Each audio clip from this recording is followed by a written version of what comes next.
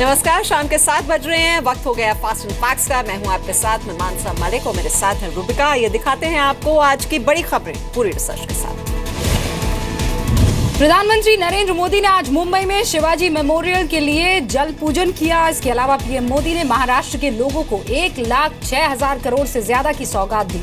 मुंबई और पुणे में metro line की आधारशिला भी रखी।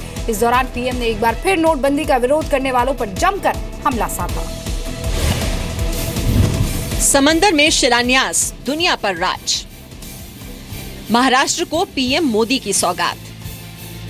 नोटबंदी के विरोधियों पर फिर हमला। मोदी के नारों के बीच पीएम मोदी ने आज महाराष्ट्र के कई योजनाओं का शिलान्यास किया। इस दौरान पीएम मोदी ने नोटबंदी के विरोधियों पर जमकर प्रहार किया और 50 दिन बाद बेईमानों की तकलीफ बढ़ने का दावा किया। हमने एक बहुत बड़ा हमला बोल दिया। जाली नोट, काला धन, भ्रष्टाचार, इसके खिलाफ एक निर्णायक लड़ाई का बिगुल बजा दिया। और भाइयों बहनों, 125 करोड़ देशवासियों ने इतने कष्ट झेले, इतनी तकलीफ झेली, लेकिन एक पल के लिए मेरा साथ नहीं छोड़ा।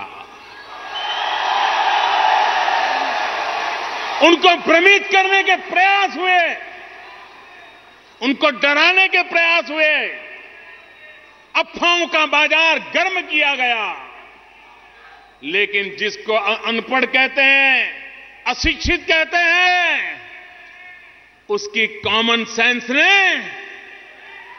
इस बातों में बहकावे में आया बिना देश की भलाई के निर्णय का साथ दिया। पीएम मोदी ने नोटबंदी को लेकर जनता को गुमराह किए जाने का भी आरोप लगाया। मैंने कहा था 50 दिन तक तकलीफ होती रहेगी और देशवासियों ने देश के भविष्य के लिए इन तकलीफों को झेला है। आगे भी जितने दिन बाकी हैं, जो भी तकलीफ आएगी, देश झेलने के लिए तैयार है, ये मेरा पूरा विश्वास है। और भाइयों बहनों, 50 दिन के बाद ईमानदार लोगों की तकलीफ कम होना शुरू होगा। 50 दिन के बाद ईमानदार लोगों की तकलीफ कम होना शुरू होगा और बेईमानों की तकलीफ बढ़ना शुरू होगा। पीएम मोदी ने दावा किया कि देश बदलेगा भी और बढ़ेगा भी। भाइयों बहनों, कौन कहता है देश बदल नहीं सकता है? मैं विश्वास से कहता हूं, 125 करोड़ देशवासियों की ताकत के भरोसे कहता हूं, देश बदल सकता है। दोस्तों, प्रधानमंत्री नरेंद्र मोदी ने आज यूं तो महाराष्ट्र के लोगों को कई सौगात दी, मुंबई में मेट्रो प्रोजेक्ट का शिलान्यास भी किया, लेकिन सबकी नजरें अरब सागर में करीब 1.5 किलोमीटर अंदर होने वाले कार्यक्रम पर टिकी थी। पीएम मोदी होवरक्राफ्ट के जरिए अरब सागर में लगी शिवाजी की मूर्ति तक पहुंचे और शिवाजी मेमोरियल के लिए जल पूजन किया। पीएम मोदी ने शिवाजी को संकटों के बीच सुशासन के इतिहास का नया अध्याय लिखने वाला महानायक बताया। मुंबई में समंदर के किनारे से 1.5 किलोमीटर दूर चट्टानों पर छत्रपति शिवाजी का एक भव्य स्मारक बनाया जाएगा।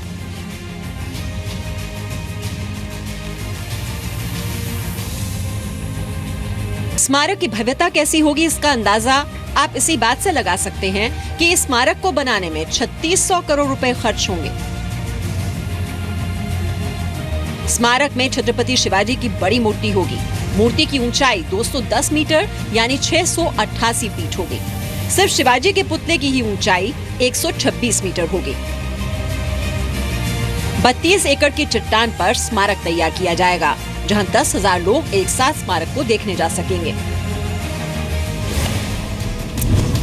और अब आगे बढ़ते हैं। यूपी में आज बीजेपी की परिवर्तन यात्रा का समापन हो गया। यूपी की सभी विधानसभा सीटों का सफर पूरा कर बीजेपी की चारों परिवर्तन यात्राएं आज लखनऊ पहुंची। अलग अलग जगहों से पहुंची परिवर्तन यात्रा का केंद्रीय गृह मंत्री राजनाथ सिंह की अगुवाई में जोरदार स्वागत किया गया। रोड शो में शक्ति प्रदर्शन के बाद सभी यात्राओं का मोती महल लॉन में समापन हुआ। बीजेपी नेताओं ने परिवर्तन यात्रा को सफल बताया और अगले साल होने वाले यूपी विधानसभा चुनाव में जीत का भरोसा दिया। हमेशा परिवर्तन चाहते हैं कि ऐसी सरकार हमारी उत्तर प्रदेश में बने कि जिस विकास और सुशासन को समाजवादी पार्टी और बहुजन समाज पार्टी की सरकारों ने बनवास दे दिया था, हम उस विकास और सुशासन की उत्तर प्रदेश में सरकार बनाकर घर वापसी कराएंगे। उत्तर प्रदेश की जनता जो दो क्षेत्रीय दल उत्तर प्रदेश में पिछले 15 सालों से राज कर रहे थे, उनसे त्रस्त आ चुकी है, परिवर्तन का मन बना चुकी है। हम लोग चारों यात्राओं के अंदर लगभग उत्तर प्रदेश के कोने में रहे और मुझे लग रहा है कि अब प्रदेश की जनता ने मन बना लिया है। ये समारोह एक नए प्रारंभ की शुरुआत है कि उत्तर प्रदेश में भारतीय जनता पार्टी की सरकार पूर्ण बहुमत से बनेगी। बीजेपी की परिवर्तन यात्रा के दौरान मुस्लिम कार्यकर्ताओं का जोश भी देखने लायक था। भारतीय जनता पार्टी के परिवर्तन यात्रा के समापन के मौके पर कोर्ट क्रिकेटर मोहसिन रजा कुछ मुस्लिम समर्थकों के साथ इस परिवर्तन यात्रा में शामिल हो रहे हैं। मोहसिन जी, मुस्लिमों का रुख बदल गया है भाजपा को लेकर? नहीं, बिल्कुल भी बदल गया है। आप देखिए जिस तरह से आपको दिखाई दे रहे हैं। भाइयों, जरा एक बार जोरदार नारा लगाइए, भारतीय जनता पार्टी। तो अब आप इस उत्साह से अंदाजा लगा सकते हैं कि बहुत दिनों तक कांग्रेस, समाजवादी पार्टी, बहुजन समाज पार्टी ने हमारे इन भाइयों को ठगा है और हमें ठगा है।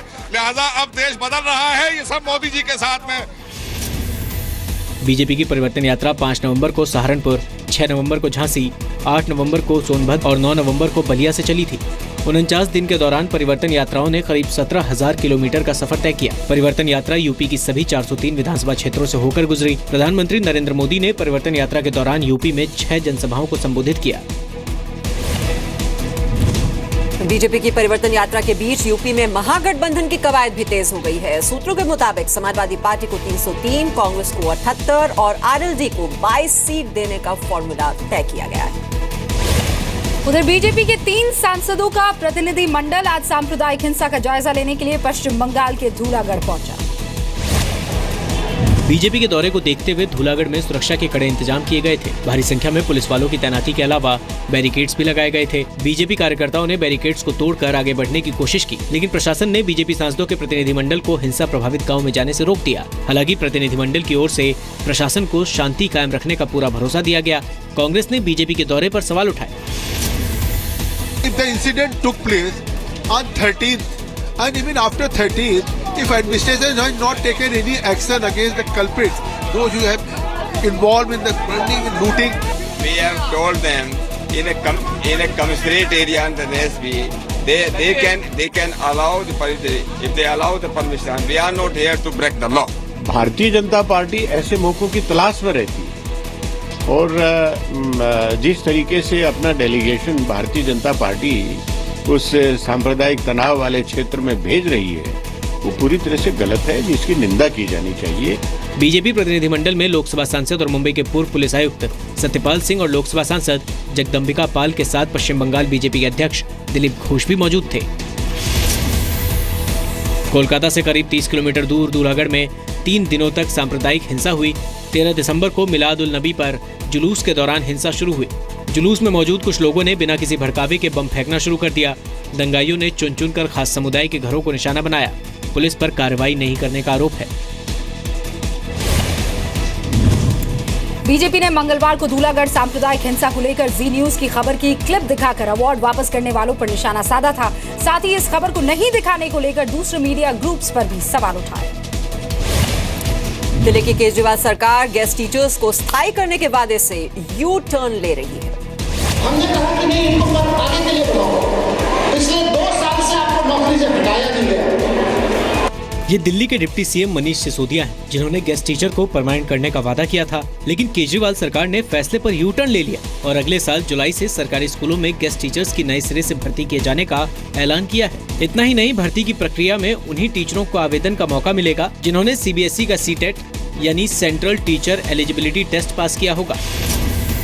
जो दिल्ली सरकार है ये समझ के परे है कि जो हमारे जो शिक्षा मंत्री जी हैं वो बच्चों वाली हरकतें करते हैं, नाराज हो जाते हैं। अरे भाई जनता है, जनता तो कभी भी गुस्से में, जनता ने आपको उठा के 67 सीट भी दी थी ना। जो CTET पास नहीं है वो लगभग 2000 के आसपास गेस्ट टीचर्स हैं, उनका विकल्प यही बनता है कि गवर्नमेंट पहले भी छूट देती थी उनको और आगे भी देनी चाहिए। जो टीचर प्रोटेस्ट करते हैं उनको ये निकलवा देते हैं गलत तरीके से, जिसके पुख्ता सबूत भी हमारे पास है। अगर वो कहेंगे तो हम पेश करेंगे उनके सामने जरूर। माना जा रहा है बुधवार को छत्रसाल स्टेडियम में सीएम केजरीवाल के कार्यक्रम के दौरान गेस्ट टीचर्स के हंगामे को देखते हुए दिल्ली सरकार ने अपने रुख में बदलाव किया है। जयपुर में ASP आशीष प्रभाकर की सुसाइड नोट से मामले में चौंकाने वाले कुछ खुलासे हो गए। ATS के SP आशीष प्रभाकर के सुसाइड नोट से ये बात सामने आई है कि जिस लड़की को गोली मारने के बाद उन्होंने खुदकुशी की, वो अपनी खूबसूरती से अधिकारियों को फंसाती थी। SP के सुसाइड नोट से खुलासा हुआ है कि अलवर के राजगढ़ की रहने वाली पूनम के कई अधिकारियों से संबंध थे। पुलिस को आशीष प्रभाकर के पास से 2 सुसाइड नोट मिले हैं। इसमें लड़की के अलावा 6 से 7 और लोगों के नाम भी मोबाइल नंबर के साथ मौजूद है। हालांकि पुलिस ने जांच पूरी होने तक इन नामों के खुलासे से इनकार किया है। हैदराबाद में एक स्कूल से बच्चों की बेरहमी से पिटाई की तस्वीरें सामने आई। वीडियो में एक टीचर बच्चों की बुरी तरह पिटाई करता नजर आ रहा है। आरोप है कि होमवर्क न करने पर टीचर का गुस्सा 7वें आसमान पर जा पहुंचा। टीचर ने छड़ी से बच्चों को इतनी बुरी तरह पीटा कि उनके हाथों से खून निकलने लगा। मारपीट का वीडियो सोशल मीडिया पर वायरल होने के बाद आरोपी टीचर के खिलाफ कार्रवाई की मांग तेज हो गई है। बच्चों की पिटाई का वीडियो 22 दिसंबर का है।